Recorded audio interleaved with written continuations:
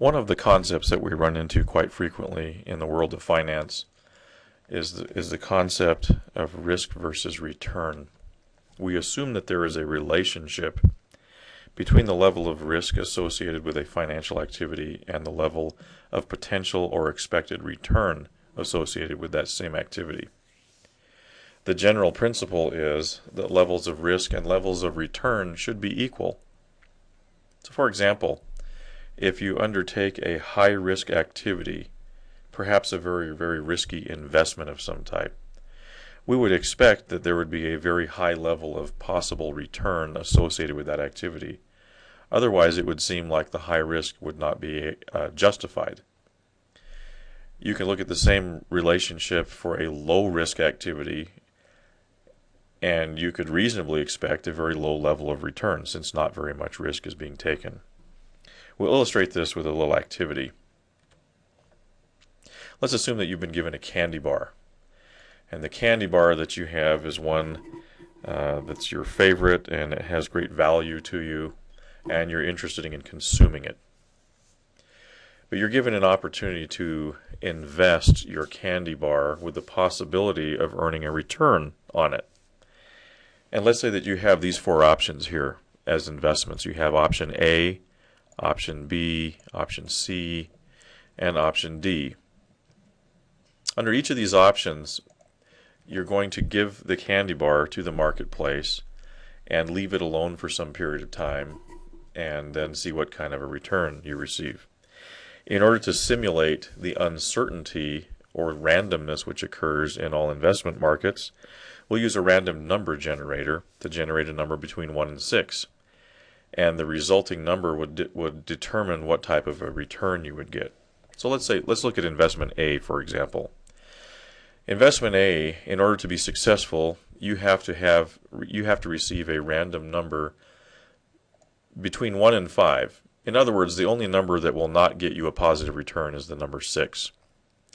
So let's say you invest in this particular investment A, and you successfully receive a number between 1 and 5.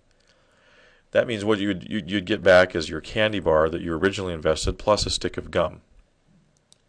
If you fail to get the required numbers 1 through 5 and instead you roll a 6 or you receive a 6 on your random number generator, what you'll get back is your candy bar minus a commission. So perhaps we would cut the corner of your candy bar off and give it back to you.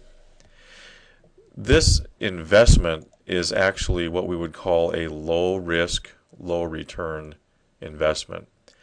There's not very much risk. It's very, very likely that you'll get a number between 1 and 5 from the random number generator. And there's not very much risk in terms of loss. You'll lose a little bit of your candy bar, maybe a little corner of it if something goes wrong. The return is also not very large. It's a stick of gum.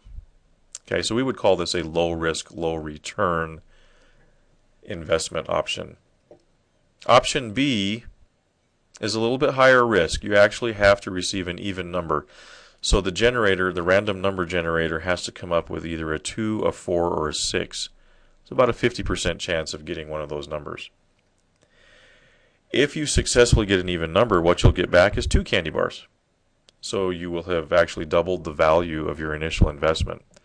If you fail and you receive a odd number, what you'll get back is half of the candy that you originally invested. So you'll lose half your candy bar. And you might categorize this as a medium risk, medium return investment activity. There is a high risk alternative here. It's C.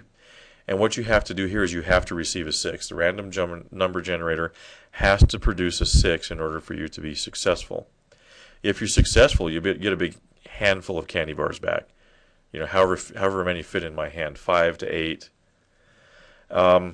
If you fail to get a 6, in other words, you get any other number between 1 and 6, you lose your entire investment. You lose the whole candy bar. We would probably characterize this as a high risk, high return investment. Now we've put one other choice on the page here, and that's investment option D. Look at this one. It still has high risk. and not very high probability of success. You have to get a 6. If you do get a 6, what you get back is your original candy bar plus a stick of gum. If you fail to get a 6, you lose your entire candy bar. And we would call this one a high risk, low return alternative, and it's probably not very attractive to most people.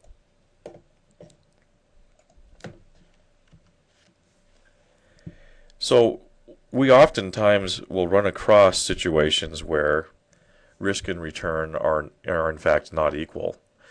Like the option D candy bar investment that I just showed you, where it had very high level of risk. You risk losing the entire candy bar. There's not a very high chance of success. And if you are successful, the return that you get is very small. It's just a stick of gum. And occasionally you run into those. Those things should be avoided. Financially, we run into these situations occasionally where we'll look at an investment perhaps that has characteristics of high levels of risk, and yet the potential return just does not seem very attractive. As a financial manager, one of the things that you're trying to do is to help analyze situations and investments and identify those that have the best possible combination of risk and return. One of the things that financial managers should try to do is to increase the return as much as possible while minimizing the risk as much as possible.